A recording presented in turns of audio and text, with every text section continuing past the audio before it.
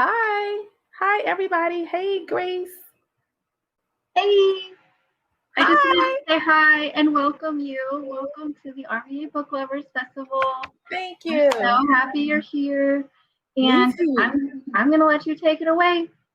I'm taking it away. Take it away. So I am happy to join the RVA Book Festival. Thanks for everybody who's listening and joining us. My name is KaNikki Jakarta. I am the first Black Poet Laureate of Alexandria, Virginia. I am happily serving a 3-year term, and I have 15 whole minutes to do some poetry. So I am going to start with one. I just finished a workshop, and I did a prompt where we talked about an ode to poem. So, an ode to poem is something that you write that you are giving praise to, right?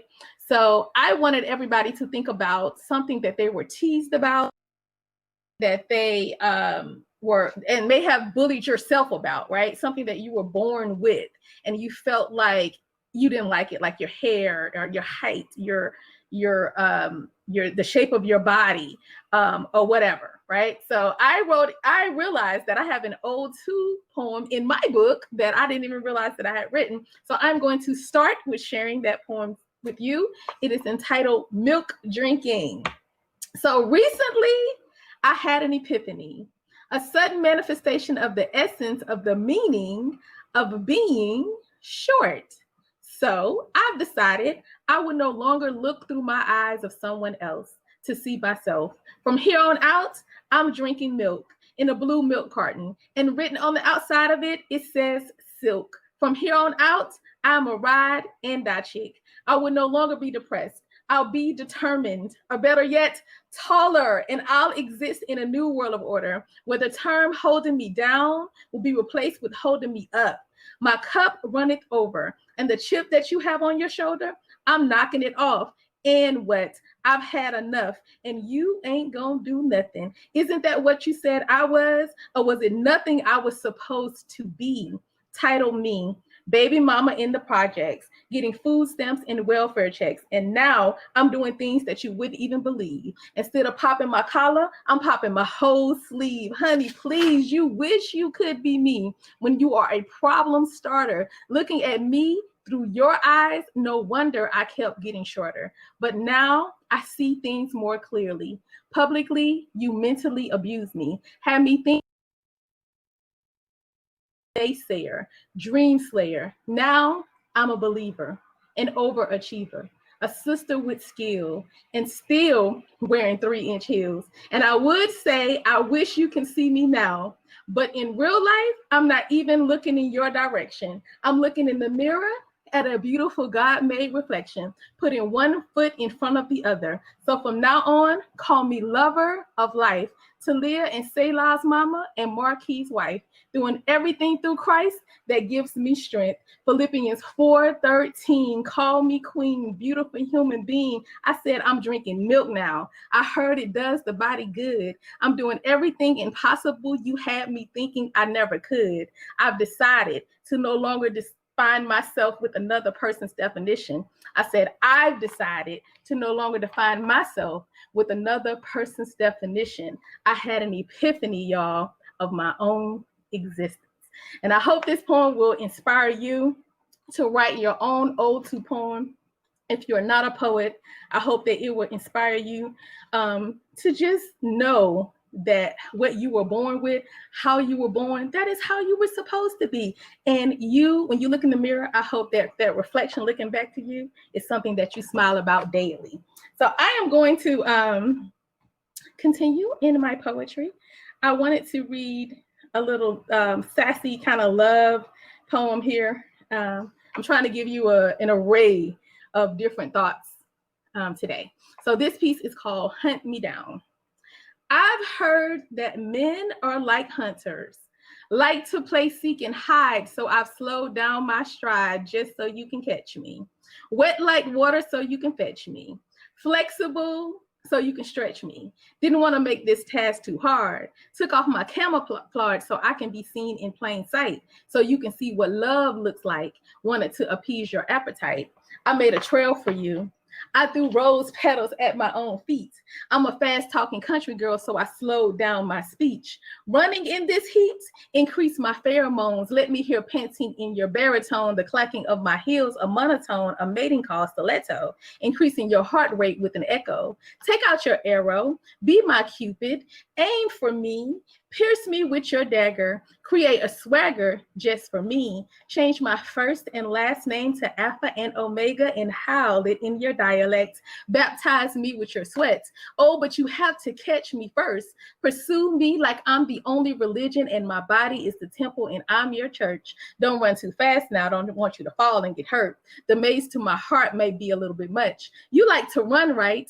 Run on over in my direction. This is perfection at its best. Don't even take time to rest because I've heard that men are like hunters. Let me be your prey. And I pray that you don't get tired. Yes, thank you very much for the comments because, you know, it seems kind of a little lonely on the screen, but I know you are here. I feel your energy. You are awesome and amazing for being here. And I hope that you told friends because my time is running short. So I did want to read something. Actually, I want to grab a piece of paper over here. This one isn't in my book, but I was commissioned as the poet laureate to write a piece about the slavery and things that have happened in Alexandria. So I had a fellowship for what they call a site C, so it was temporary art, and the artist wanted to highlight how Black people contributed to the city of Alexandria in Virginia. So I wanted to, the piece was right by the water, so I wanted to focus on the water and what the water has meant to people of color. So this piece is called A Wading, like a wading in the water. Many Black people that I know are afraid of the ocean. Not the textbook definition of feeling fear, but those who draw near are only willing to wade. They are afraid to make waves in a history that may sweep them away into an undercurrent of history repeating itself, because screaming help didn't assist our ancestors. In fact, the wading in the water was a way to wash away a human scent, to leave dog noses no evidence of them being there. A passageway to freedom calling their name so quietly only a soul could hear. To draw near to that history is a stirring in our bones, an undertone that we put on mute to silence what was never right. Sometimes to win a fight, you put up a fight, or you get out of sight and yearn to be seen beyond the horizon, farther than the possible limit of sight, beyond what one is able to foresee. So in this time, there will be no repeat of history. We know where we came from. We know our destinations. No more plantations. We're on a staycation for the duration of our own imagination. We move in fascination like the flow of water. We are the sons and daughters of our forefathers who left traces of themselves through blood, sweat, and tears, and years of painful yesterdays. Imagine being enslaved during the slave trade and thought of as a commodity, standing on docks and auction block of people of African descent who didn't know the possibility of an escape in those days, but we were taught how to wade through labors, leaving legacies, knowing how to bob and weave, knitting together unities, a compass pointing in all directions of a lifeline, and Negro spirituals while peering through church windows. We are stained glass of colorful exteriors of a painful past. They call our neighborhoods the bottom, 8 miles from the Potomac River where Black people were free, built our own homes and called them a commodity. Yet many Black people that I know have a fear of the ocean, but in their daily motions, they move through history like the flow of water, absorbing over, above, under, and around, a railroad and an underground to freedom. It's not that we don't know how to swim. We can propel our bodies through water using our limbs. It's that deep down we know that our ancestors didn't swim for pleasure in those days.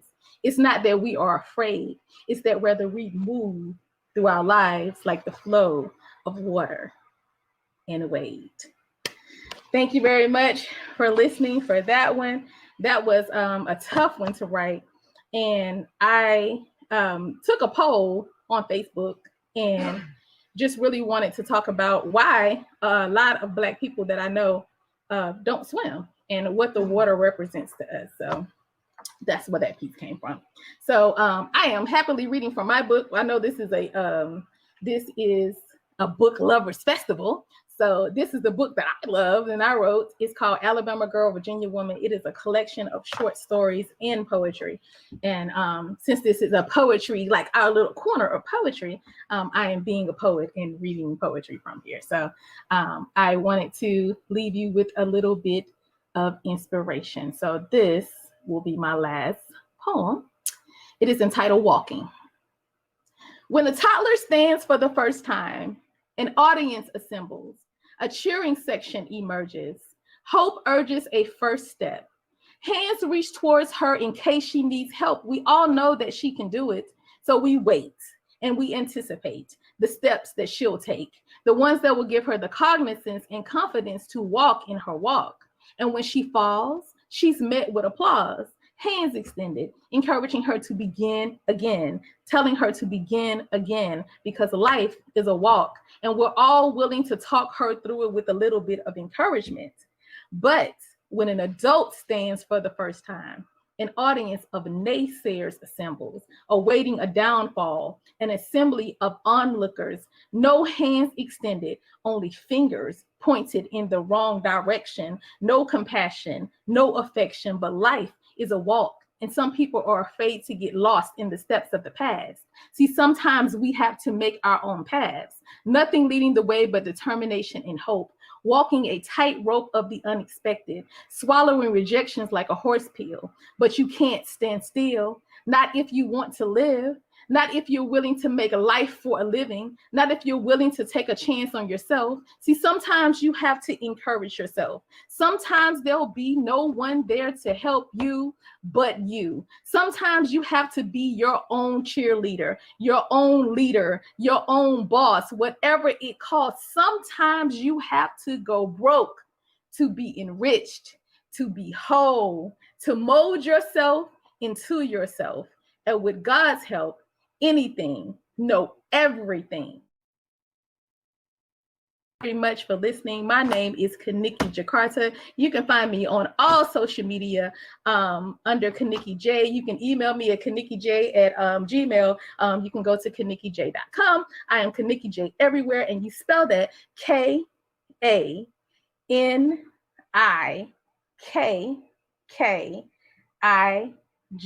So it's KaNikki.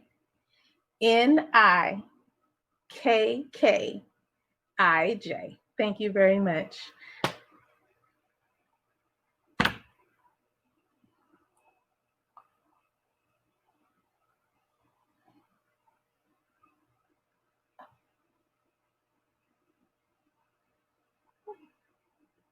I think I have like a couple of 60 more seconds. Yes, check me out on the next section for the panel. I'll be there with your poet laureate, Roscoe Burnhams, who is the poet laureate of Richmond, Virginia. So come on over to the panel and we can ask some questions about poetry and spoken word on the page and spoken word on the stage.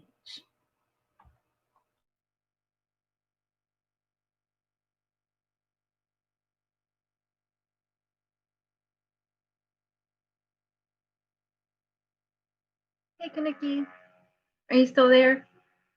Hey, I just want to let you know you can just press leave at the top right there and we'll head over to the other panel. Okay. Sounds good. Bye.